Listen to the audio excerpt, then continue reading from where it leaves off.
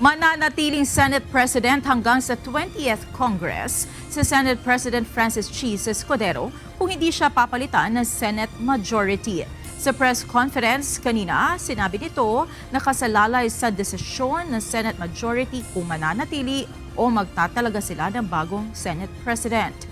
Paliwanag ni SP Escudero, sino man mula sa 24 na miyembro ng Senado, pati na si Senator Tito Soto, ay maaaring maitalaga sa pwesto ng Senate President kung makakakuha ito ng sapat na boto.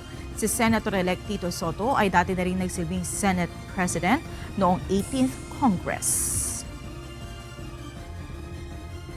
Sang-ayon sa rules ng Senado, magpapatuloy ang Senate President kung hindi na-graduate katulad ng sitwasyon ngayon at mababago lamang yan kapag kami nagpresenta ng higit sa mayoriyang boto kapag nag-resume ang Senado.